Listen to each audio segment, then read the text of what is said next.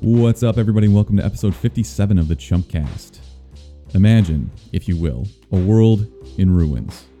The apocalypse is nigh, and you've got to choose your favorite film and TV characters to help you survive. Who would you choose, and why is the answer definitely Mr. Bean? My old friend Andy from glitchup.com joins Brick and I as we debate and draft our ultimate survival team. He also sticks around to help us dissect the masterpiece that is Kingsman, The Golden Circle. So check out his site for reviews, previews, and all kinds of nerdy stuff. That's glitchup.com. As always, you can find us on Instagram and Twitter at the GlitchCast. Poke us on Facebook or email us at thechumpcast@gmail.com. You can support our dreams of quitting our day jobs by buying our shirts and merchandise from teepublic.com. That's teepublic.com. If you kind of like us but not enough to spend your money, please leave us a review on iTunes. For some reason, that's how this country selects its future leaders. I'll shut up now, but enjoy the episode.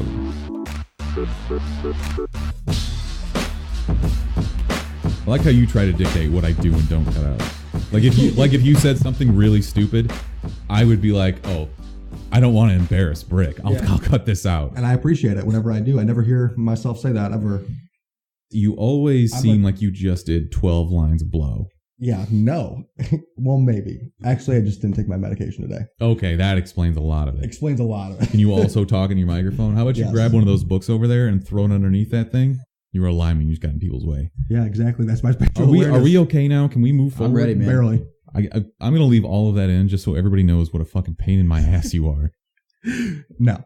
Peace. I was halfway mad when you told me you weren't going to make it this week, and then I was like, wait a second. It's because I shouldn't be here at this point. I'm like, I agree. You should have died a long time ago. No. If there was a nuclear holocaust, can I call it that? Yeah, whatever. Yes, definitely call it nuclear, like Homer Simpson does. Yeah. Well, if there was no, I don't even want to go that route. Let's just go zombie apocalypse. I'd still be alive. You would be the first person to die. No way. Yes, you'd be like, I'm going to lay down here and take a nap. Or you would forget to take your medicine and be like, oh, that shiny thing over there. No, I play 16-inch softball. My bat swing is on point. That's definitely the same thing as an apocalypse.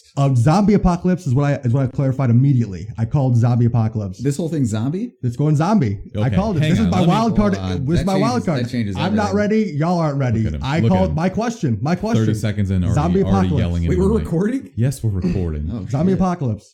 Give the question. Shut up. Here's a scenario. Do your job. You must assemble a team of the ultimate apocalypse survivors. So we've got 2012, the movie style natural disasters. Who said that? Tsunamis, tornadoes, earthquakes. That's actually true. Nuclear aliens. Fallout, hell raised on Earth. Everything is going wrong. Cats and dogs raining from the sky.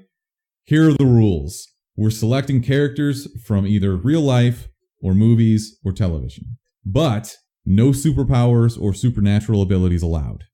Men and women accepted for all of these positions, and we will snake draft in a predetermined order until all of these positions are full. They can be drafted in any order. Doesn't matter. Here's who we're drafting. We need a group leader, a guns/weapons/munitions expert, a wild card, obviously an insane person. But they also have a nuclear... Also, something in the nuclear fallout... Something tragic happened to them. They had a tragic mutation. Like a Seth Rogen, ghoul. He just is Seth Rogen, but a ghoul. Sure. Definitely let's pick on Seth Rogen. I don't know why. Position number 4, a doctor/scientist/nerd. 5, a surprised you're still alive person. This is your damsel in distress. All right. Doesn't have to be a woman. We're not sexist here. Yeah. Okay. You prick. You're helpless and you're a guy. Mine's a man. I'm excited for mine. Okay. The last position we need to fill is a kid under the age of 15.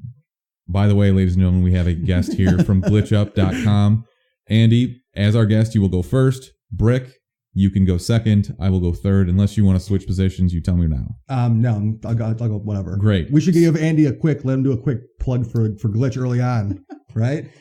You took care of it last weekend. Listen, we started a site, glitchup.com. That's it.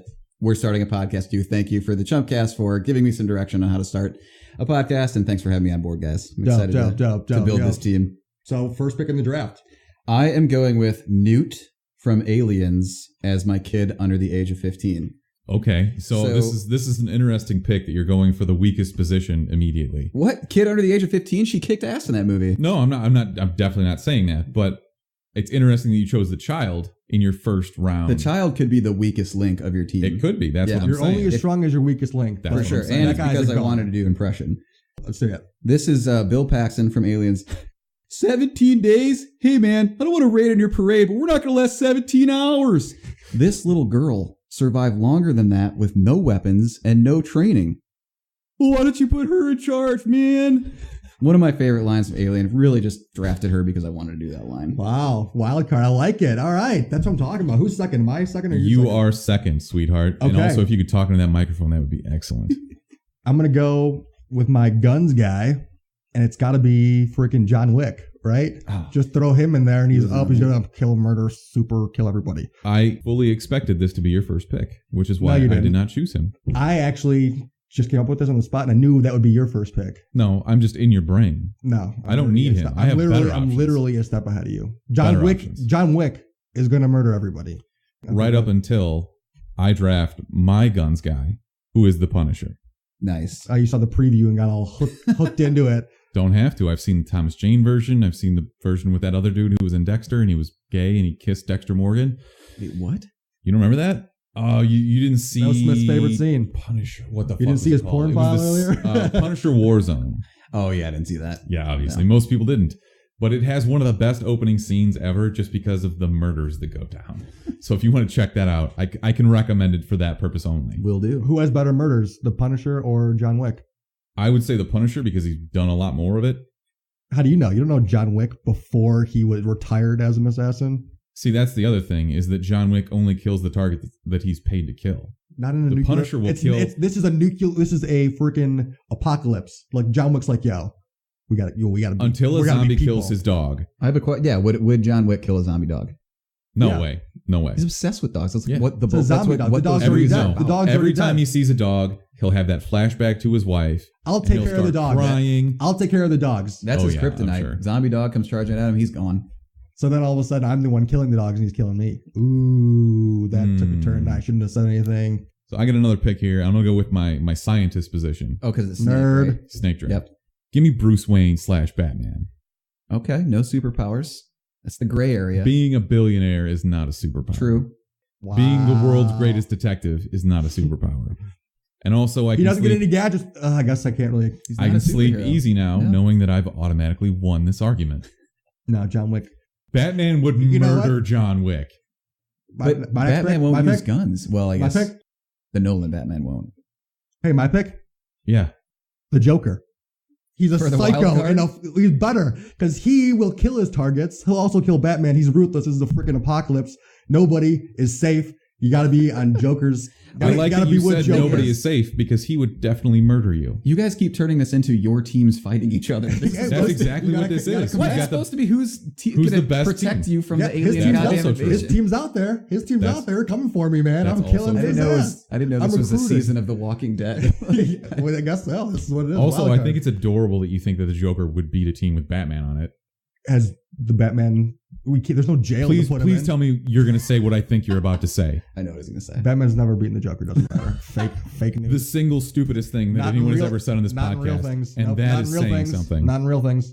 Andy, it's your pick. So guns, weapons, munitions. Obviously, I got to get that out of the way. I thought about, and you guys can null and void this, Blade. Technically a vampire. Technically has a superpower. But I think I might let this one slide because he does have weaknesses too. Very, very human. Weaknesses? Blade? Aquaman has weaknesses. The fucking land. Like, that doesn't mean... Aquaman's... No. Do you know who Aquaman is? I haven't seen... He's on the land all the time. I haven't seen the new Justice League, so I don't know. You're the host. You tell me if that's right or not. I think it's fine. It's pushing the limits. Okay. And Batman was quietly pushing the limits. I'm sorry. What is Batman's superpower? I'll take Blade with a giant fucking asterisk. It's fine. He's like the Barry Bonds of picking this round. Yeah. Group leader. This is a little obscure, but I didn't want to do anything fucking generic or anything. Have you guys seen Attack the Block? Mm-mm. Yeah, I have. It is a UK movie. John Boyega, who plays Finn in Star Wars First Big Break. He plays a dude who leads a bunch of fucking kids that attack an alien invasion. Yeah. That was him in that? Yeah. I didn't So know a lot of people saw him with a giant sword in that movie, and they're like, God damn, it'd be sweet to see him with a lightsaber. So they casted him in Star Wars, and everyone's like, fuck yeah, he's going to be a Jedi. And then he kind of wasn't, or maybe isn't. He's like to be seen. But anyway, see that movie. He's fucking badass in this movie and attacks a bunch of giant alien invasion species. So he's my your group leader? Yeah. Okay.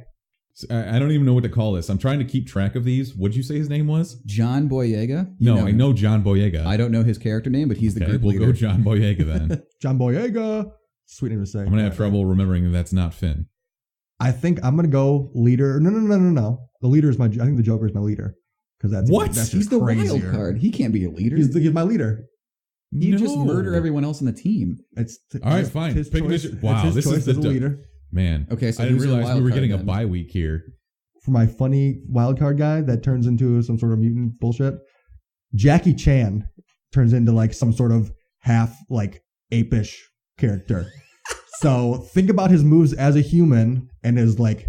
Saw that forwarder. I was watching the only time I had to do this was during the preview of Kingsman. The forwarder again. The foreigner. Yes. Yeah. The foreigner, not the. She sends you Donald Trump emails daily. She is the forwarder. I can't believe I fell into the forwarder twice. Why not once, but twice? Okay. My man's got moves as a human. Imagine if he got formed into a freaking half ape, half human. My man would have sick moves. So why is this a wild card? Because he's Jackie Chan. Merged with an ape. Exactly. He got like in the time warp, like grabbed him and like an ape at the same time and just like transformed him into one being, Jackie Chan's mind. But that's not what a wild card is. Why wouldn't that be a wild card? Jackie Chan is a wild card. How? How isn't he a fucking wild card? You don't mean Charlie Day wild card. That's what I thought. That's what I thought. Oh yeah, he is. Dude, Jackie Chan was actually fucking hilarious in Rush Hour. Be honest. But he wasn't a wild card. That's a wild card? He was more of the straight man. Yeah, he was more of the straight man. Chris Tucker was. Which one of y'all kicked me? No. He was always dancing. Right. Yeah. Talking about this. Shimon Lee. What about Law? That's fucking Jackie Chan. All right, Dude, you know Jackie what? Chan's goofy. Jackie Chan's goofy. Your team is so bad that I'm not worried about this. Jackie Chan I'm Ape just is gonna let amazing. you have it. Dude, Jackie Chan Ape is amazing. Jackie Chan Ape. I'm going to go ahead and go with kid under 15. My choice is Hit Girl from Kick-Ass. Yeah, That was on my list. I saw that. Really? I didn't think we were going to have any crossover at all here. I thought of that when you brought up your little 15 Yeah, I was like, no, Hit Girl's. I mean, you can't. Who is? She's a literal She's murderer. Fucking murder everybody. Yeah, and that's what I was looking for. Okay, Yeah. My next pick, group leader. You went with an alien character. I'm going to go with Ellen Ripley. Very nice. She's someone that people can follow, and also strong female lead. My only criticism of that pick is every movie she's been in, she ends up alone at the end and like the sole survivor. That's a fair point. She makes it out alive, but does she? Lead nobody else. group So Ryan Smith, you're dead immediately. Hey, you told me to argue with you. She's not coming back. She's not Says coming the guy back who for picked the Joker as his leader. Shut up. Joker and I have qualities. Joker's gonna kill everybody himself. No. He's going to kill Joker's you. No, Joker's the best. He's ruling the fucking apocalypse. That's what he lives for. Whatever. Shut up and make your pick. Squints as my 15-year-old kid who's underneath. From the Sandlot? From the Sandlot. Obviously. Do you know another Squints? No.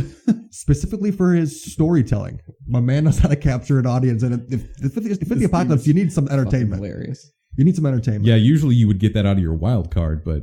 No, that's Jackie Chan. I got him. I got some moves out of Jackie Chan. Andy, next pick. Ape Jackie Chan. Ape Jackie Chan yeah. as your leader. Well, we don't call him that. We don't identify him as the I will ape. go Dr. Scientist Nerd. Does Jesse Eisenberg from Zombieland count? No powers. He's a nerd, and he counts if you want him as your scientist. No, nerd. There's a slash here, and it says nerd. Right. That's all one category. Correct. Oh, shit. I should probably pick somebody who actually knows science in case That's kind of what I was thinking. Yeah, all right. I'll go with my backup. Go with the nerd. Might as well pick Steve Urkel. Like, oh, if no one picked Doc Brown yet, I'm going with Doc Brown. He was on my list, but you can have him. That's a good pick. Taking him off the board.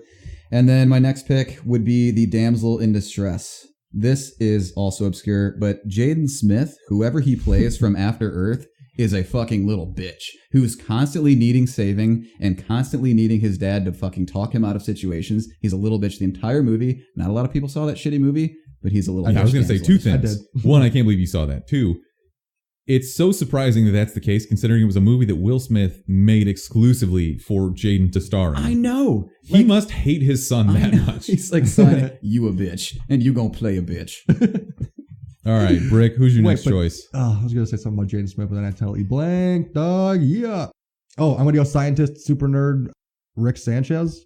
Yes. Not a live person. Oh, shit. You said part of TV shows. We said live. Okay. You know what? I'm going to let you have this. Rick Sanchez. Let it slide. Just because it's not worth arguing. Rick has no emotion. He doesn't care about the game. I have the Rickest Rick, not any fucking fake ass Rick. I have the Rickest Rick, obviously. If this was the case, my list would have been different, but I'm going to let this slide just for the sake of moving this along.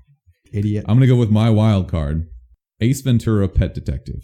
With what modifier? With a third hand that sticks out of his chest so that when he bends over and talks to you through his butthole, he still has a free hand. Jesus Christ. He can hold his beer. He can smoke a cigarette, hold his beer. He's put a lot of thought into this one. That's my wild card. And you have the power of the animal kingdom on your side too. So there you go. And my last pick, which I will use on my person that you're surprised is still alive. I'm going to go with Mr. Bean. That dude's hilarious. Exactly. If anything can cheer you up in the zombie apocalypse, it's Rowan Atkinson. Yeah. Those movies are fantastic. That show, just the situations he gets in, was very appropriate for end of the world scenarios. Just driving around in his little car, waving, giving people the finger. Yeah. All right, Brick. Can't see this, but who's your pick? I think my last one is a person I think is barely should still be alive, right? Who yes. Shouldn't be. Not that you've stuck to any guidelines thus far. I've stuck to all the guidelines. I am the guideline god. I was going to say me. Just like give me another life, but that doesn't make any sense. You're a wild card at best. That's good. I'd rather be that than the guy who, I can't believe that guy's still alive, you know? You know what? I'm not going to argue with it. Yeah. Because you should technically be dead in this life, and the apocalypse hasn't even started yet. Yeah. I am a survivor, though. You know, that's why I picked myself. I'm gonna give up. I'm gonna make it. The Destiny's Child reference. All right, Andy, last pick. Don't let me down. I think my last pick is wild card, and I'm going with Danny McBride from This Is the End. Okay. With what deformity? The deformity, we're just going to put an Uzi on his dick. Wow, an Uzi dick. You can just Danny assume McBride. that he was humping an Uzi at some point when the nuke went off. Do you remember how just off the rails he went in that movie? Like, everybody else was just trying to survive, and he, like, straight up made Channing Tatum a sex slave and just was pretty much a Mad Max, like, overlord by the end of the movie. So I think that's, by the way, the best role that Channing Tatum has ever played. Correct. Yeah. That was amazing. 0 lines, ball gag the entire time. Yeah. It's like, why are you in this? This is hilarious. All right. Do you have any honorable mentions? Because I have a couple that I wanted to choose, but also probably weren't. I feel like all of us wanted to go with any of the Stranger Kid things for kids, but we didn't want to be super generic. Yeah. I also don't really think that they're special in any way. I thought the same thing about the kids from It. They're not really special in any way. They're just kids who overcome fear. Yep. But then you put them next to Hit Girl or my backup, Kevin McAllister from Home Alone. Ooh. I thought about that too, yeah. Exactly. Yeah. He's a survivalist for sure. He really is. Does anybody have any honorable mentions that they really wanted to throw out there? In line with Kingsman, either Eggsy or Merlin. That was, that was where I was going with really good gunsmen. I mean, they could fuck some shit up. Brick? No, because you just made yours up on the fly anyways. I thought maybe about Rick Grimes as the leader. Oh, yeah, he crossed my mind. Although for a season and a half, he's like, I don't shoot people. Yeah, pretty much. Oh, I had The Rock for a leader. I mean, you can't. That was the first person I thought of, though. You know, Dwayne Johnson, not the characters he portrays. No, just actually, the wrestler. The humanitarian Dwayne. The wrestler. When he led the Nation of Domination. Got it. Gotta have it. And I also thought of Will Smith from I Am Legend as the scientist. And I also thought of James Bond, but he's not much of a leader, really. Fuck shit up with guns, though. I had two more. I had the guy from Book of Eli, played by Denzel, and one more, Christian Bale from Equilibrium. Do you remember that movie? Yes. He had like crazy gun. So I was going to say, skills. I was going to say, is he your wild card? No, just a gunman. He had fucking crazy gun skills. Like he was like putting him over his head, under his, like he'd probably fuck some shit up with guns, but those are my honorable mentions. What about Walter White though? Oh, I thought about him as my fucking scientist. Psycho.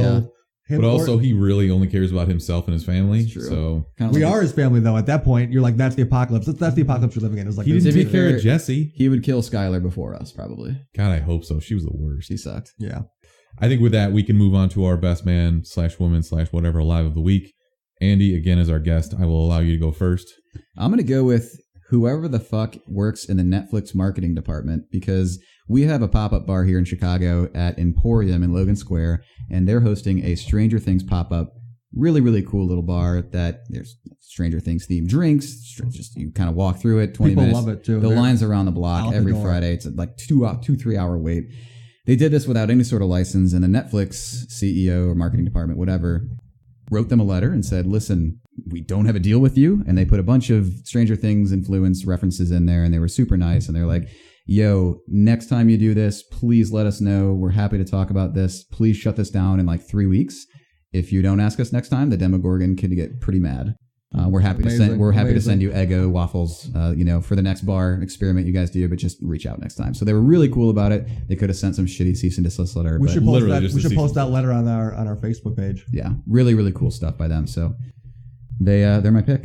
Thanks for not sucking, Netflix. And also, I just sidebar, working in the legal industry, legalese it's like accountancy or the IRS, where they just made up a bunch of laws where you have to follow what they say. It's literally just a creative job, but that's neither here nor there. Tell us more. This one was from probably a week ago. I wasn't here in the last podcast, so this is from last time. Kobe Bryant, because he got both of his numbers raised in the Lakers stadium today. Not only, Center. Yeah, there you go. 8 and 24. I thought that was hilarious. That's amazing. So good for him. As always, very well thought out and planned. Yep. Kobe. All right. I'm going to choose an actual best personal life of the week. Not an entity. Somebody that actually did something. Okay. Other than butt rape a girl in Colorado. Allegedly. Oh, okay. And put I'm not even going to go there. Not go down that rabbit hole. My best woman alive of the week is Angela McQueen, a math teacher who took down a 16-year-old that was trying to shoot up the lunchroom at a Mattoon high school on Wednesday of this week. I'm getting Charleston Mattoon? Yes. Are you serious? Where we went to college? Yes. So all three of us went to Eastern Illinois University. Holy fuck. And Mattoon is their kind of next door sister city. About 10 minutes down the road. Yeah. Since I taught during the summer and I took summer classes, I was down there during the summer a lot, and I would end up in Mattoon. Just kind of weird for something like this to hit that close to home. So Angela McQueen is the math/PE teacher there. And she basically, I'm just picturing in my head, like I haven't seen the video, but I assume she just stone cold stunned this motherfucker. There is footage of that. He didn't kill anybody. Luckily, a couple people got shot, but they're okay. Since this one hit close to home and this is a real life hero, I thought I was comfortable choosing this as my best. Good shout out. I love arguing with you. That was a good one. Maybe we'll get her on the podcast. I've been to Mattoon. There's a connection. We're in. Yeah, you go Panthers. Rawr. I fucked Tony Romo once. Me too. I'm going to move on to the news for the week. Most of the news from this week was movie trailers. Brick, I know that you don't watch them. Andy, I've heard you talk about how you will avoid certain movie trailers. You gotta. I'm going to drop a couple that I thought were noteworthy for this week. We got an update for the Jumanji movie. I saw one trailer and I'm already into it. I thought it was actually So there's trailer 2 came out. Now they have officially used every joke from that movie in the trailers. Good. That's why I don't watch any trailers for comedies. You will not be able to avoid this forever. You'll be watching a football game on Sunday.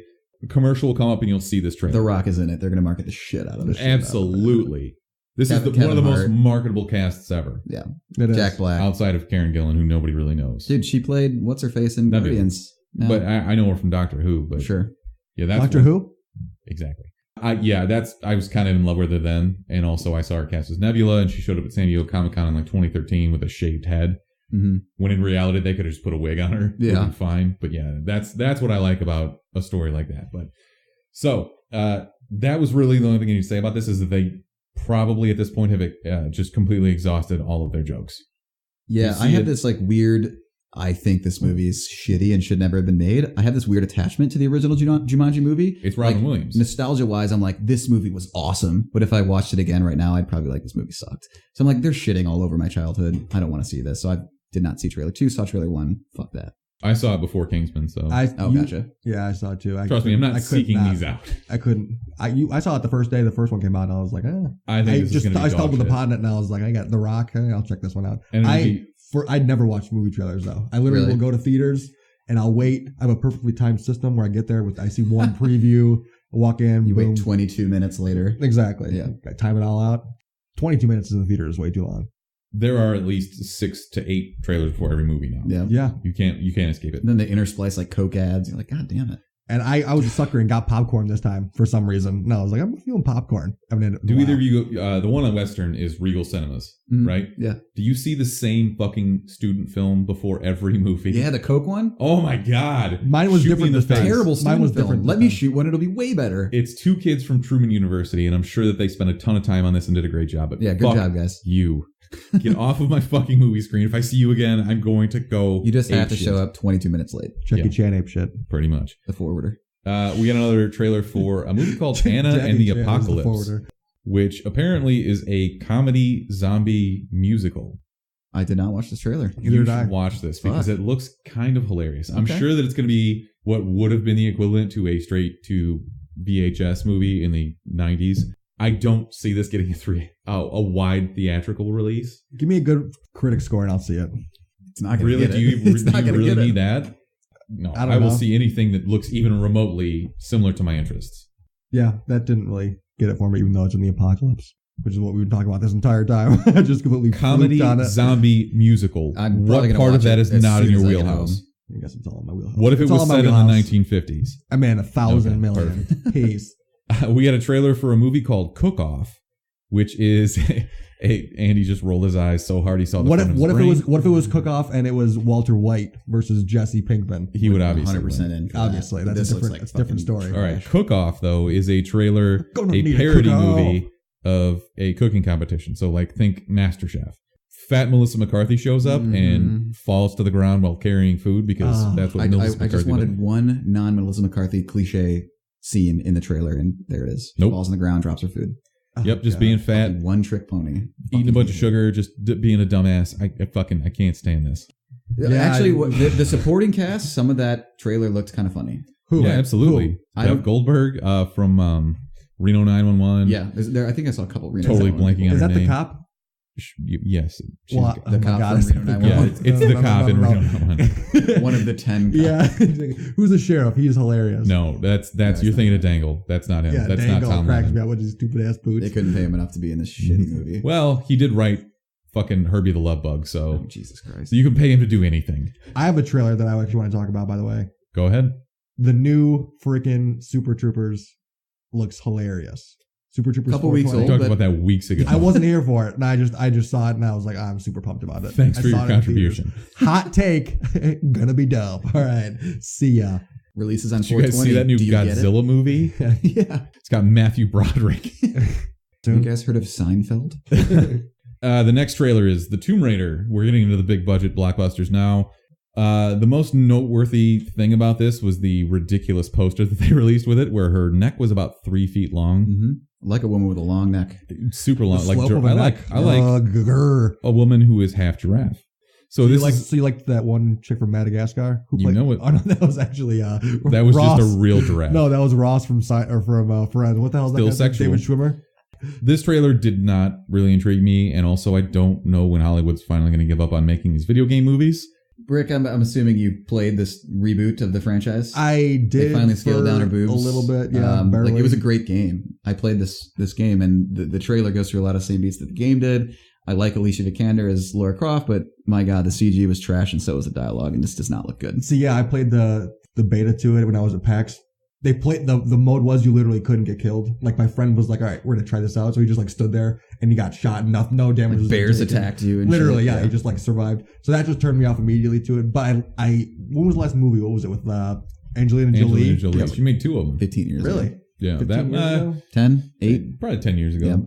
That was kind of modeled after the like 90s Lara Croft, like giant polygonal breasts, like just shoots everything. This is more the like origin story.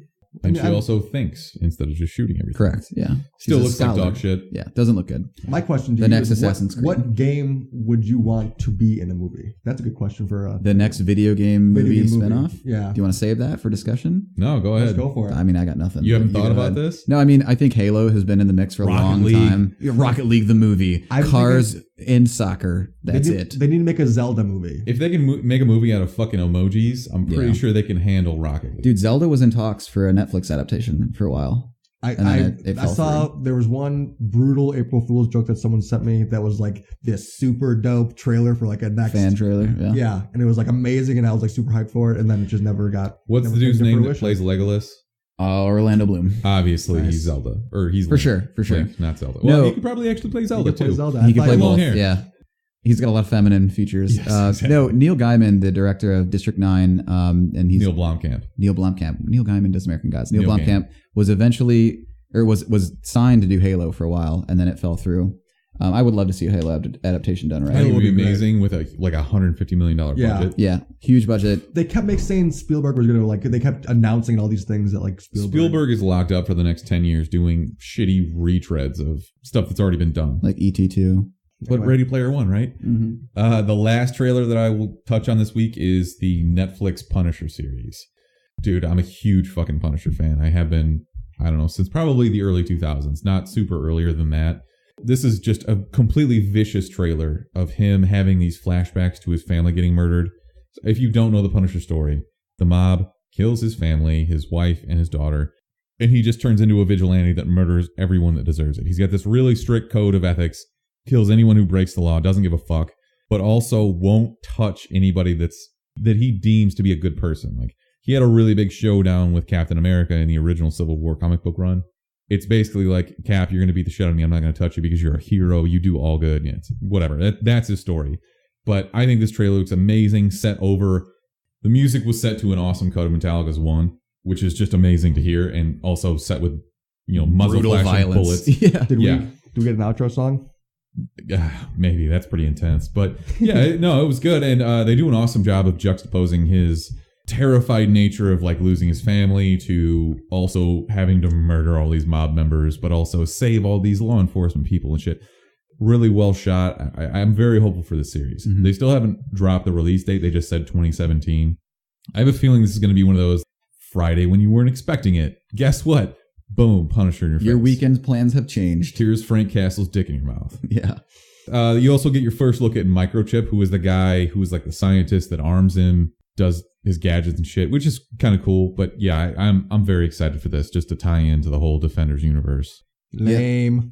Really? Did you say the Punisher is lame? No, I just said you're lame, actually. He's going to murder your family. I think it looks fucking awesome. I did not expect to see hear Metallica. Like, you don't hear too many trailers cut with fucking metal music. They're really paying up, Marvel is, for these, like Led Zeppelin in the Thor trailer. Yes. You had Old Dirty Bastard and Wu-Tang with the Luke Cage trailer, which was one of my favorite trailers of all time. Yeah. Just fucking amazing. Yeah, I love all these little Netflix street level shows, and this just looks fucking awesome. See, I couldn't get into the street level shows. I couldn't get into Luke Cage, really, and I didn't even watch Iron Fist, but I really love Daredevil and Jessica Jones. Daredevil's amazing. Daredevil was, I watched the first 5 episodes of Daredevil. It was good, but it didn't hook me in for some reason. Just give me the fucking blockbusters, peace. That's fine, but you're wrong, but that's fine. Super right all the time. Anyway.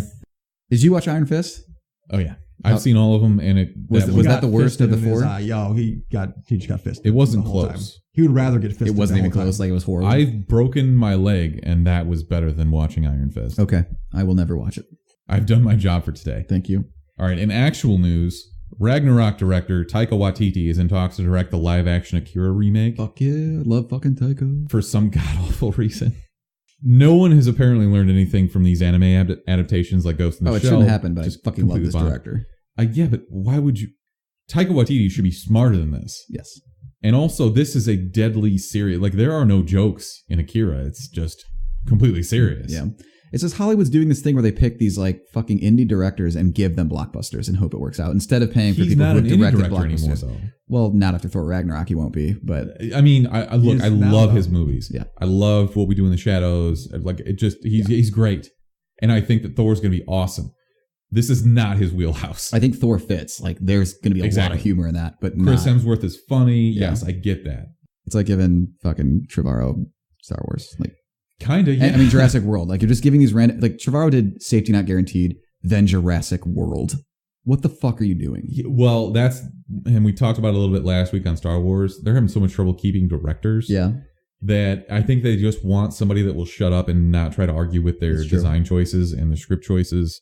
So I don't really know what's happening with this is the polar opposite. Yeah. This is a guy that's red hot right now. People know what he's doing. I just don't see this being any good in theaters. Akira is set in Tokyo. They've already said this is going to be set in Manhattan. Like, why? What possible reason could you have for just changing it like that? To bring in the American audience. I think it's probably just to cast a bunch of white dudes. Like casting ScarJo instead of an Asian woman for Ghost in the Shell, which I'm not married to either source material. Like, I don't care. I don't care at all, but you know what kind of backlash there's going to be. Correct. So you're just asking for it at this point. From what community? The people who... like, literally anyone who watches anime ever. Anime purists, minority cast, like mostly minority actors. Very actors. vocal on the internet. Oh yeah, I guess they would have the big pull there. And I'm very worried that when the Cowboy Bebop reboot happens, they're just gonna that's gonna blow up their spot. Are they doing a live action of that? Yes, they are. It's a TV series. I don't remember off the top of my head, but I'm very excited for that. That's my favorite anime of all time. Nice. All right, next piece of news: the New Mutants movie, which is an X-Men spinoff, has wrapped filming officially and will premiere next April. And it's being described as a haunted house flick with horny teenagers, which just kind of sounds like Scream. That's the first thing I thought of too, actually. But also, the teenagers have mutant powers. Aren't like the Game of Thrones girls in this? Maisie Williams is in it. Not Sophie Turner. Sophie Turner, that's her name. She's not in it. She's in the next Dark Phoenix movie that will come out, I think, about 8 months later. But yeah, I grew up with New Mutants. This is like where you introduce Cable, Magic, Deadpool, like all these characters. I really like what Fox is doing with the X-Men right now, especially when you see movies like Deadpool, Logan, etc. Like you can just totally leave Apocalypse. Yeah. You can totally leave Apocalypse out of that. Fuck Apocalypse. That movie sucked. But Days of Future Past was awesome. So I liked Apocalypse. Really? I did not like it. I didn't think it was horrible, but I like the series. I like the series. It was fucking terrible. Days of Future Past was awesome. Days of Future Past was amazing. I like the history aspect. That's why. But I was like, and they have Tyrion in that one too, actually. Yeah. So that's coming up next. I really am excited to see what Fox does with this. I think they're done with Fantastic Four and they're just going to stick with X-Men exclusively. So I'm excited for that. So Damon Lindelof's The Watchmen, the series that he's planning for HBO, has officially been ordered to pilot, which means that pre-production started this week. They've also already ordered a few extra scripts for his next few episodes. I see this kind of as a miniseries as opposed to an ongoing, because when they redid the comic books after Watchmen was kind of dog shit. But this is one of my favorite movies of all time, favorite comic books, graphic novels of all time. Amazing. Extremely underrated. I think it was before the time of serious comic book movies. Like, you had full frontal dick in this movie. The world wasn't ready for full frontal dick. In full frontal blue dick. That was some blue Smurf dick shit. For sure. But it does cross those dark boundaries into murder, sexual assault. There's a rape scene in this movie. Yeah. What year did that come out? Wasn't it around the same time as Dark Knight? 10 years ago now. It was right around the time like Batman Begins was coming out. Like Nolan was starting to say superheroes can be serious. Like, it's not all fucking cartoon.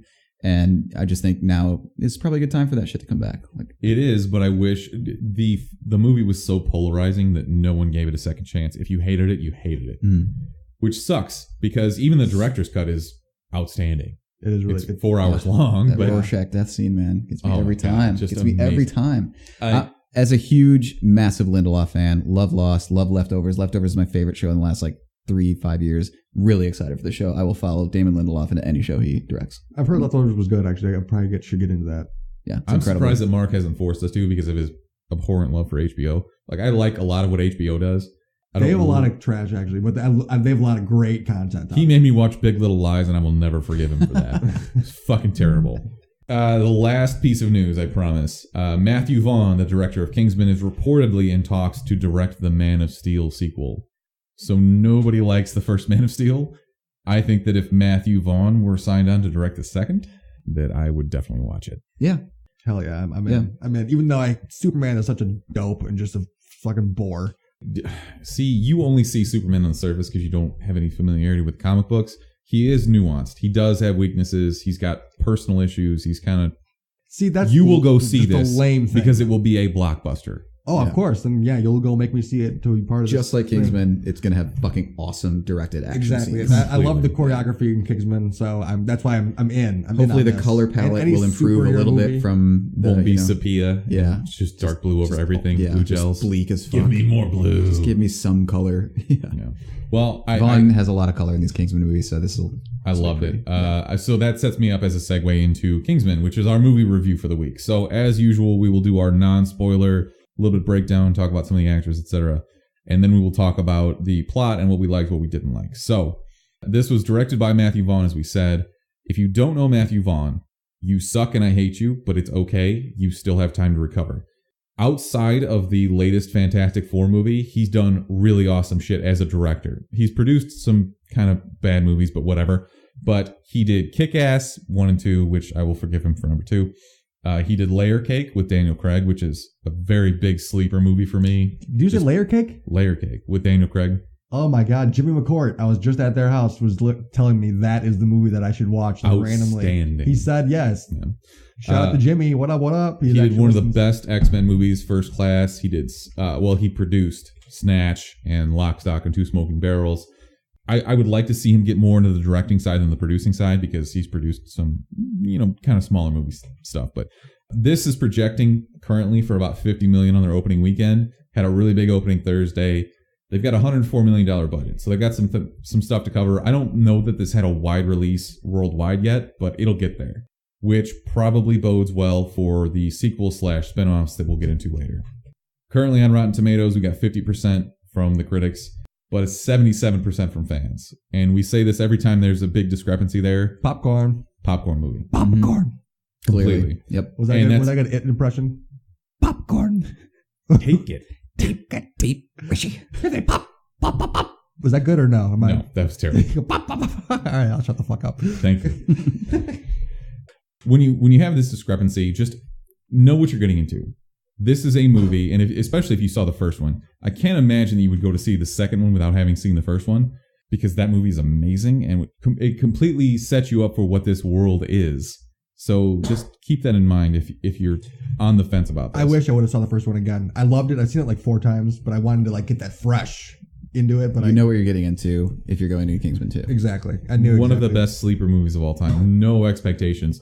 I guess I should say this is based on a comic book that Mark Miller and Matthew Vaughn co-wrote. He's kind of been all over the place. He's written a bunch of stuff, but this was way back in the day when Marvel actually owned the Icon imprint of comic books. If you liked the movie, you probably won't like the comic books. It's very different. So don't think that you'll love it just because of that. But I've seen a lot of these bad reviews that are just saying that it lacks originality, which I think is the most ridiculous thing I've ever heard. Yeah. That's everyone's negative review is like, it's not original from the first one. I have many negative things. Not many, but I got a few negative things about this movie, but originality is definitely not one of them. Personally, it didn't I knew what to expect from the scenes. I knew there was going to be some super dope, bunch of mega kills. I didn't want it to be any different from the first one. And I wanted it to be a continuation of what the fuck that super dope universe was. And the thing about that is, I've said it about John Wick and the John Wick universe. I want to know everything about this. You can give me spin-offs on spin-offs for this, and I will watch all of them. Eggsy as a kid. Watch it. I would totally watch it. And prequel about Eggsy's dad. Yeah. The dog. Yeah. Mr. Pickles. JB from Birth Till Death. Yeah. So I will defend this personally. Defend this over-the-top ridiculous film vehemently. I loved every minute of it, regardless of the stupid antics, campiness, over-the-top, everything, glaring potholes, don't care.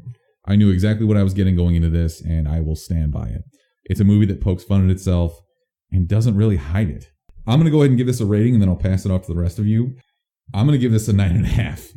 Ooh, wow. I had expectations based on having watched the first one earlier this week again. I'm going to pull a brick here and say that this is my favorite movie of the year. Woo! Wow. Andy, you want to weigh Sure, in? I'll chime in. I also knew what I was getting into. I'm going to try. Should I go over what I liked, didn't like? Or sure. Are we as long as you're not that? spoiling it. Yeah, I'm not going to spoil anything. So please, obviously the fight scenes, crazy fucking off-the-wall action. Love the CG intermixed to make it look like one long shot. One of my favorite shots in the movie is very early on, car chase scene. He's like drifting through oncoming traffic, and there's this wide up in the air shot, and it's fucking awesome. I really loved all the action. Obviously, I love the score. It was very like Avengers-like when it needed to be heroic, but then the Southern American statesman guys came in. It was like very Southern, but still orchestral. The score was amazing. And the two leads had really good chemistry. Taron Egerton, Colin Firth, loved every part of that. And before I go into what I didn't like, I will give it you guys do a number. Out of 10. Yeah. So since I give it a B-, I'll give it an 8.0. All right. I didn't like, you tell me if this is a spoiler, the lowbrow humor. You know which part I'm talking about. The butt stuff? Can I talk about Let's this? actually wait on that. Okay. I will wait on that. I will talk about the girlfriend from the first movie. I barely remembered, and I feel like she was old enough to be his mom. Like, I feel like she was miscast. I didn't love that. I will disagree with you briefly. And I will say that when you have a spy movie like this, you think James Bond, where he just kind of hits it and quits it. I thought this was kind of like a welcome. It was a change, yeah. Yeah, but that's all I'll say about it. Go ahead.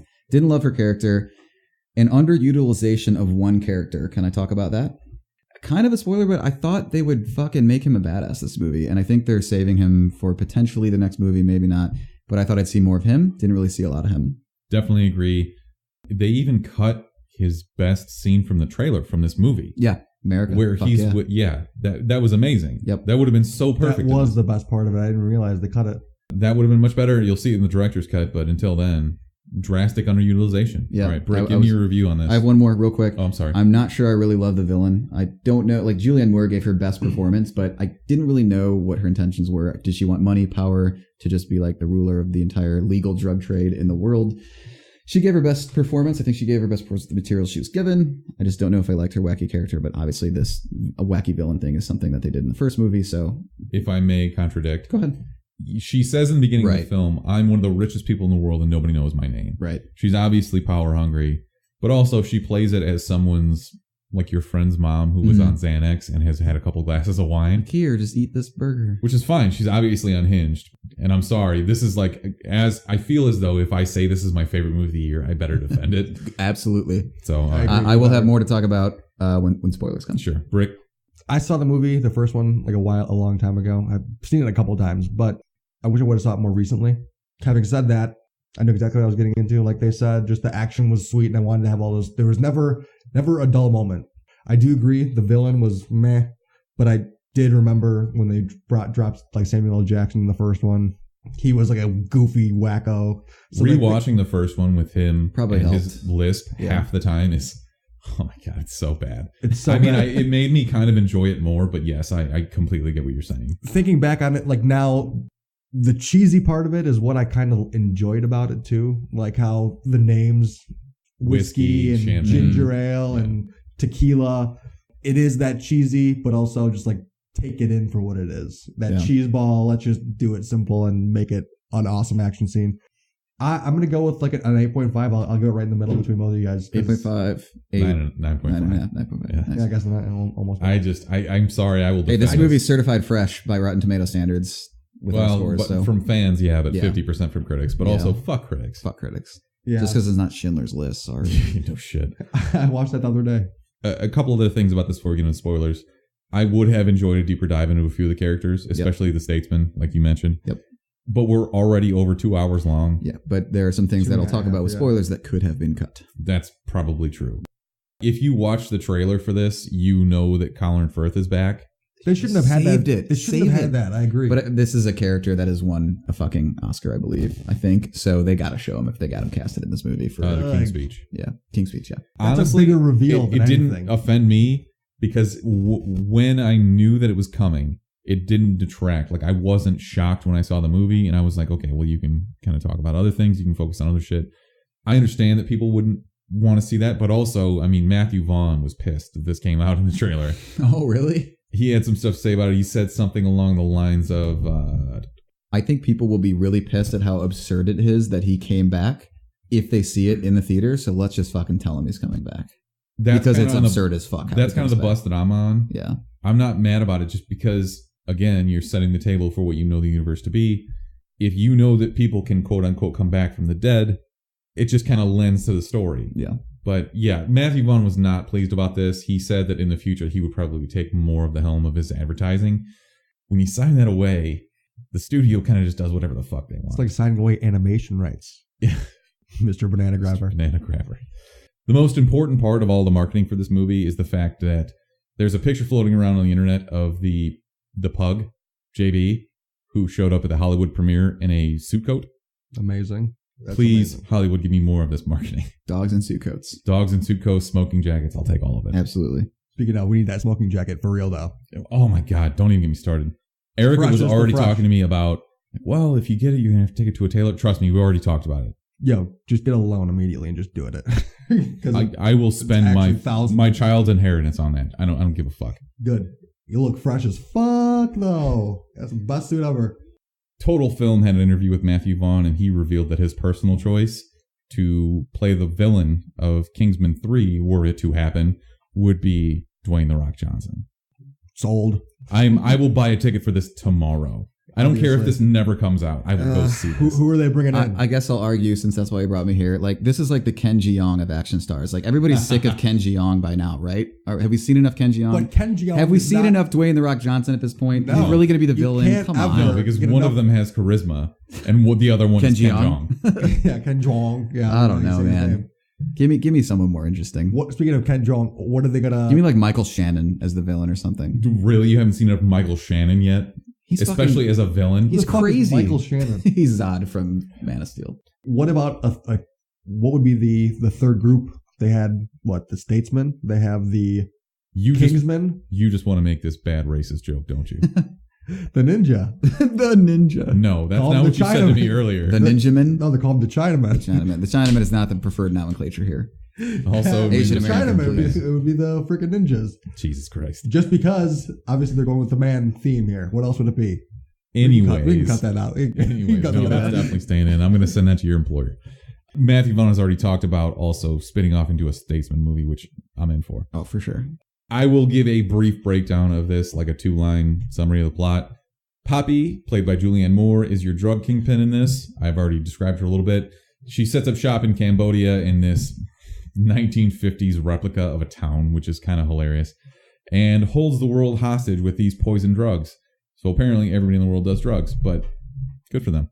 She tells the president, you have to legalize everything, stop the war on drugs, or otherwise she's not going to release the antidote. And she's already taken out all of the Kingsmen outside of the ones that we see in the trailer. All of this is trailer information. Eggsy and Merlin have to go to America to meet their statesman brethren. That is the plot synopsis. So at this point, I'm going to say we're going to spoil it. If you haven't seen it and you want to, cut to the end. I will put it in the timestamp and you can catch our recommendations. Spoiler alert. Let's talk about the cast a little bit. Taron Egerton comes back as Eggsy. I think he's excellent. Great. He's getting a lot of work out of this now. He's going to be the next Robin Hood, which nobody really asked for, but sweet. Go for some Robin Hood. Okay. I mean, would you see a movie specifically because of Taron Egerton? Yeah, probably not. Colin Firth returns as Harry. We mentioned this is not a spoiler. I thought maybe he was fine. Yeah, he's fine. He's not Colin Firth in this. He's nerfed for half the movie. He gets his groove back, but Mark Strong, who I think is one of the best parts of this movie, as Merlin. Comes back as Merlin. The Statesman, we get Halle Berry, completely unnecessary. Yep. Pedro Pascal. Well, I think they're going for the sequel and whatever. Just, who gives a shit, though? Yeah. They probably had to pay her $30 million more than they could have paid a young, up-and-coming actress. Yep. Jeff Bridges, Channing Tatum as the Statesman crew. I thought Channing Tatum should have had a bigger role. Tatum and Bridges severely underutilized. Yeah, I think we'll probably get to that. And the last major name I'll mention on this is Sir Elton John. Yes. Can I please get into what I didn't like? Please, go ahead. Dude, Elton John being there was amazing. I'm going to do didn't like real quick. Elton John, the first 2-3 times, hilarious. Completely Elton agree. John, the 6th, 7th, 8th, 9th, 10th time. Come on. Get a new joke. I am the full opposite of that. You liked it every time, even when he did Liu Kang kicks through the air. The first 3 times, I was like, what? I was like, Elton John, what the hell is he doing in this movie? What the fuck? And then the 5th time, I was like, all right, Elton John, what the fuck is Elton John doing here? And then I actually did the kick, and I was like, all right, Elton John, you're the man. Peace. And I loved it. Some of the Elton John centric jokes. Reverse, totally. The robotic dogs were named Benny and the Jet. Elton John, friend. And that was funny too. But yes, after the scene where he's yelling at that guy to get out of his room, get the fuck out of my room. That was amazing. After that, we did could have done 4 without more times. Yeah, done that's it. Cut there and perfect. I wouldn't have minded But him doing like bicycle kicks across the stage and like taking out 3 henchmen. Come on. He's in a giant feather suit. He's old as shit. It's ridiculous. That's the He's ridiculous like part about it. Yeah. He's weak, frail. He's been kept as a prisoner. He's not going to take out 3 henchmen. I know we need to suspend our disbelief here. This is the Kingsman 2. But yeah, if this after is 10 straight jokes, I was like, enough. All right, what else is on your list? I'm going to keep going. So, I talked about this earlier, but you wouldn't let me spoil it. They need to get a tracker on a girl, not on a girl, in a girl. So, they went a pretty low-brow route of getting a tracker on a henchman's girlfriend. And we have a statesman and a Kingsman both taking turns hitting on some slutty, druggy blonde chick. I thought she was pretty hot. And she wasn't bad. Really? I thought she was hotter than his girlfriend. No, that's the same girl. Oh, I'm sorry. You're talking about the princess. Yeah. No, dude, that girl looks like she's a heroin addict. She's like Kesha. She's like fun. She weighs like 60 pounds. I want to party with her. Exactly. Yeah. Girls but anyway, get weird as fuck. They can't put a tracker on her. They can't put it in her fucking drink. They can't shoot a dart in her neck. They have to get it in a mucous membrane. So 2 guys take turns trying to finger a person in this movie. I thought that was a low point in the movie. I did not think it needed to be in there. I thought the low point was when they actually fucking did the close-up cam of it going in there, and I was like, all right. They show the tracker entering her labias. Can you imagine, had you seen this in IMAX 3D? Yeah. Having seen the first one and knowing like the lowbrow humor is there, like butt stuff jokes. It's like the cheesy. Put it in my asshole. Yeah, okay. I thought that's what golden circle meant. That's brown circle. Well, close enough. Look, I don't hate it. I didn't love it. It made me uncomfortable, but that's kind of what Matthew Vaughn does. So also, I just noticed this. She got to choose where she got the golden circle. The guy just had it on the chest. She gets it on the lower back. She had it on her lower back, like a true hooker. True tramp, yeah. I will. She's the one getting fingered at Glastonbury, whatever the fuck was it Glastonbury, called? yeah. So, side note, Taron Egerton more like Glastonbury. Sorry, go ahead. Taron Egerton was so uncomfortable doing this that he actually backed out, and the actress's the actress's husband filled in. You know, you only see him from like the shoulder down. Yeah, it's what? But that is a real shot, and it's him literally fingering his wife on camera, which is super weird. But also, that's what Matthew Vaughn does. Okay. Right, 2 more tiny things. The girlfriend was kind of a bitch about the whole thing. Oh, yeah. This guy's trying to save the fucking world. If he's got to finger some tramp to save the world, she needs to shut the fuck up about it. Yeah. If I'm in traffic, and it's the worst traffic in the world, and I'm going to be 5 minutes late for something, Erica will rip my head off. There is no understanding from a girlfriend /wife / especially when you're fingering another. Yeah, so I can't fathom. You would never get a free pass. That situation. Luckily, I've never been there, but it's just like, you ate all the ice cream. I'm going to throw this table at you. Like, yeah, Sarah would do the same. No. Erica or Sarah, I met them both. They definitely wouldn't ever. Just so. Never met Sarah. You only see the personal, the professional outside version of Erica. So. Now, I've seen the real. No, sure. I haven't. Yeah, whatever. I have one more, guys. The way... Big spoiler. Stop now if you care about a major character. The way Merlin went out pissed me off. So they have a fucking minesweeper. Minesweeper, yeah. First of all, it's in a bat. Doesn't need to be in a bat. They're not sneaking in anywhere. For some reason, it's in a bat. But they're sweeping the bat later. They're sweeping for mines. It doesn't fucking work because Merlin steps on a mine as they're sweeping for mines and eventually has to die because they're shitty fucking minesweeper. I guess, yeah, plot hole. I know we don't care. It's Kingsman 2, but he's a great character, and I love the way he went out. Beautiful John Denver solo. Loved it. Awesome. Bridge, you got something to say about this? They use the baseball bat later on as like a dope weapon. It's Chekhov's baseball bat. You can't be hitting baseballs with minesweepers. You know, just it was a minesweeper, but it was a baseball bat first. Okay. So I'm gonna hit some exploding frag grenades, which doesn't make any sense either. I'm gonna do my best to refute this. Go ahead. A couple of things. You like the way Merlin died? A minesweeper that doesn't detect mines. One, the John Denver version of it. I will accept your plot hole for being a minesweeper that doesn't detect mines. That is a valid point. We live in a universe now, the Kingsman, where you know that anyone can come back to life. True. I 100% believe that Merlin will show up in the next one. But headshot with a fucking cellophane thing over your head is one thing. He's going to show up with bionic legs. He's going to be the Futurama head. To be fair, to your point, when I saw him get exploded, it wasn't like body parts everywhere. Like I saw his body ragdoll to the left. Yep. Like I'm sure they'll bring him back. Trust me, he's coming back. Yeah. Same thing with Roxy, by the way. But that girl, that whole house went down, dude. No way. She rolled out. I hope she bailed out. She got shot in the eye. This fucking series. When you set expectations, you can't let anybody down. Okay. That's all I got. Those are my negatives. That's fine. I'm refuting all of them because fuck you. I love it. Drunk Erica was going to see this with me, and she was literally crying next to me. I understand that you can disagree with him actually dying in the film, but the way that he died... He went out like a boss. He went out like a badass because he said, Eggsy, your dad saved me similarly to this. He also pulled away all these guards. You know, they did the whole setup for, he's a big John Denver fan. He was singing Country Roads earlier in the film. Second movie in a row with Channing Tatum in West Virginia or whatever. So apparently this is a problem. Matthew Vaughn was so pissed when all these movies came out this summer, because this is not the second movie where this is a thing. This is like the third or fourth. Alien Covenant had a John Denver song. Free Fire. Oakjaw, which I didn't see but is on Netflix, apparently had it. We got Logan Lucky, had a very big title, the exact same song with Channing Tatum in it. Yeah. But Matthew Vaughn says, quote, I had no idea and I cannot believe it. I wrote John Denver into the script 2.5 years ago thinking nobody talks about John Denver anymore. Now I think we're in the 6th movie this summer using John Denver. There's your answer. I thought that was pretty hilarious. Yeah, that was actually a hilarious. Poor guy.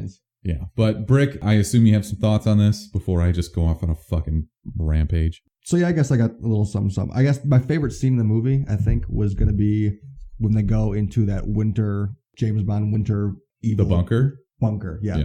And they're coming down with the sweet serum. They're all happy. And all of a sudden the ski lift goes crazy. And then the parachute out the window was actually like sick.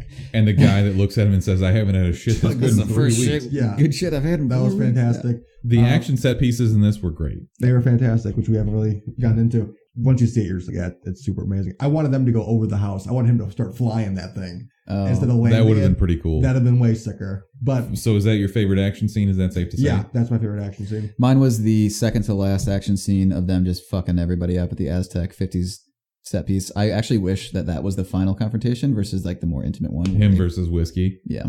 I think that the Whiskey showdown was probably my favorite. Yeah. So good. We all have different opinions. Very good. There it is.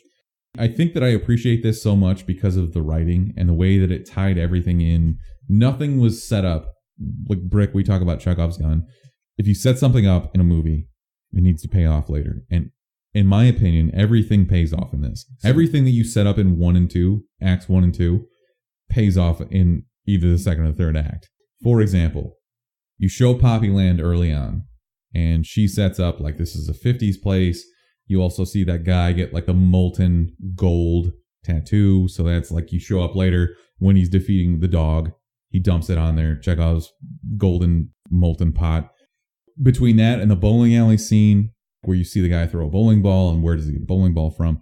Yeah, and then he comes with the final showdown bowling ball. Yeah, I really appreciate things like that. And also the alpha gel that saved Harry, you use that again on Whiskey and he comes back. And like that whole scene with him and Halle Berry where he wakes up and he starts hitting on Halle Berry immediately. And then she pulls that Polaroid picture of his wife out. Like even that had a payoff because later on you figure out what his motivation for being a traitor is. Yep. So that's kind of the writing that I appreciate. And that's total Matthew Vaughn through and through. I'd say the one thing that didn't pay off was Tatum, and I hate to go back to that, but I think they're saving him like for number 3. He came up walking at the end in England in his literally the final scene of the movie. I don't know if there's a post-credit scene. I got the fuck out of there because I was a screener, but it was him walking to the Kingsman. He's going to probably be a huge part of the third one. That's what I wonder, and I totally agree with you. I think that he and Roxy and also JB, rest in peace, I would love to see them in another one. Channing Tatum's going to get with Roxy. We know that. He had some good scenes in the early going because he is literally the statesman version of Eggsy. Right. Like he's the fuck up. Yeah. He's the outlier, which sucks because I would have loved to see that dynamic more. Yep. I think those two would have like butted heads and like they probably would have fought each other again. They had a great fight scene too early on. Now, like in the distillery, that was great. But one thing that I noticed in the movie was, you know how they were caging everybody into that giant arena? Yeah. Like imagine the people in the bottom row. Because these people in the top row are stuck there for fucking weeks. Their eyes are exploding out of their head. People are pissing and shitting. Like everybody on the bottom floor is just living in filth. Yeah, but they're also just paralyzed. That's true. But that's Jesus Christ, when they wake up, like that's like having night terror. But also, they're also the first to get the antidotes, though. That's probably true. Because what did it last? Like the dancing disease was like a 24-hour thing, and all of a sudden, I just feel bad for level 1. Yeah, definitely. I can definitely agree with that. They're the first to get saved. who cares if you're in a puddle of people's eye blood, you know? I'm alive, but I cannot dance anymore. Peace. Yeah, well, I will say about this that it's shot in a very Matthew Vaughn way, and that's probably my favorite part. Just the ridiculous camera angles that you don't see anywhere else. The slow motion at the perfect time. I love the way that he makes movies. I would love to see him do more directing. Mm-hmm. Stop producing shitty movies. Make direct good ones. So many shots just look like continuous shots that obviously weren't, but just from different viewpoints that you wouldn't expect. It's just my biggest beef with this, honestly, was why are you okay crossing every single boundary except for having a Donald Trump replica as the president? Yeah.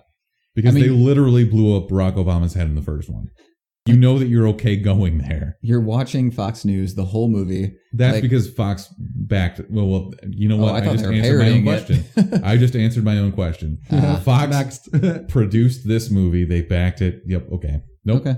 Sorry, I retract my question. Full circle transcendent moment you saw there. Wow. Yeah, I didn't even think about that. Yeah, you're totally right. I thought they were parodying, just like literally poking fun at the whole Fox News thing, but that makes sense now. Is there anything you want to see in the sequel? Channing Tatum. More Channing Tatum. I think Eggsy's probably done, maybe. I mean, he got married, so doesn't that kind of preclude him from being in the Kingsman? They're going to take Taron Egerton out of the third one? No way. He's going to start making bigger movies. He's set to play Robin Hood. Who gives a fuck about Robin Hood? Robin Hood doesn't matter. Yeah, I do. I think that'd be cool. Unless he's playing like the next. They shoot him the same way. Big John. You know what I think you want? I think you want similar to Romeo and Juliet, the one that Leonardo DiCaprio was in. Fuck yeah. The Joker. Was dog shit. Yeah, I think I saw it in middle school, maybe. Did you see? Sorry, I'm a romantic. You know that Jamie Earl Haley, Rorschach, might play the Joker. Yes, I'd be okay with that. Wow, that was about an hour late for news. Does anybody have anything else to say about this movie? It was a fucking blast. See the first one before you go. Yeah, but that's my one recommendation. So fun. That's my recommendation. Crazy. I can't wait to just throw it on one night. If it's on, I'm going to check it out. Like, if I saw the first one, the church scene, I'm watching this for it's like the Gone of 60 Seconds of new movies. Like, if Gone in 60 Seconds is on TV, I'm watching that shit. Kingsman 1 or 2 is on TV. It's going on. True, but mine's Blue Streak. Mine's Fast and Furious. Like, basically any Fast and Furious. Believe that. Blue Streak? Really? Yeah, Blue Streak? Dude, Chappelle's quietly in that movie. Yo, I got to do this. I love that movie. I love that movie. Fan. All right, that's going to wrap up a review for this week. We will end with a couple of recommendations. I'll go ahead and kick this off. I watched a movie called Little Evil on Netflix this week. Oh, I saw that. Brick, I know you watched this too. It's fine. If you're looking to kill some time and you like Adam Scott, it's decent. Evangeline Lilly, how is she? It's She's fine. She doesn't add anything or subtract anything from the film. It's an original idea. I think it could have been executed more. The kid was creepy. They did a good darkly. Does that make sense? But I thought they did a good job riding the line on that. So it wasn't they could have creepy. Literally made him shit fire. Yeah, and that would have been amazing. Yeah, they could have. Yeah, but actually, Chris D'Elia was actually Chris funny. D'Elia. Chris D'Elia was actually funny in that movie. And my other recommendation for the week is The Good Place, which I just started watching. I like it too. I like Kristen Bell. It's a sitcom on NBC. I think so. Why not? It's on Hulu. I like Kristen Bell. I like Ted Danson. And Netflix. It's on Netflix too. Yes, the first season is on Netflix. Eric and I rarely find a TV show that we can agree on watching, but this one looks good. So. It's interesting to see Kristen Bell as like the bad girl because she's always been. Oh, you didn't watch the one with her and Don Cheadle on Showtime? That was called the consultant one. Fuck. Big Lies Something Lies. House of Lies. House of Lies. Yeah. Thank you. Andy, do you have any recommendations? I do. It's funny you mentioned The Good Place. We recommend that. We recommended that on our podcast today as we were recording. Is that like in the same vein of like The Good Wife and The Good Doctor? Is that like all in the same universe? Except it's in hell. Yeah, I didn't think so. Shitty joke. I recommend. I started watching Twin Peaks. Twin Peaks has recently come back after 25 years, and it's a series on Showtime. They're kind of rebooting, but it came out 25 years ago. Really fucking weird show. I really recommend it, though, and I'm really excited to see the new series on Showtime. And then I watched The Big Sick last week. I've heard that is amazing. It's really amazing. The what is his name from Silicon Valley? Yeah, Kumail Nanjiani. This is actually a story about how he met his current wife. And I didn't really know what The Big Sick was about. It literally is about someone getting really, really sick, but it's a really great dramedy. Ray Romano, who I fucking hate. I love Ray Romano. Good. Then you'll like this. I hate him and I still like him in this movie. Wow. I recommend The Big Sick. Give it a watch. Fucking hilarious movie with a lot of heart. Can you compare Twin Peaks to something? Wayward Pines. Have you seen Mulholland Drive? Nope. The movie? Fuck. I can't. It's really fucking weird. So, but it's not like Black Mirror. No, it's 25 years old. So it is a really, really weird show that makes fun of soap operas, but is really soap opera-y, but also really sci-fi. It's horror, sci-fi, soap opera. It's just really weird. I can't even describe it. See you next week. Here real soon. Andy, please plug everything you've got. I will plug it at the promo too, but please. I've got nothing, guys. We launched glitchup.com. We're starting a podcast. Go to glitchup.com for some long form opinion pieces on movies, TV, video games, and maybe give our podcast a listen. But thank you for hosting us. Loved ruining your podcast. No problem, motherfuckers.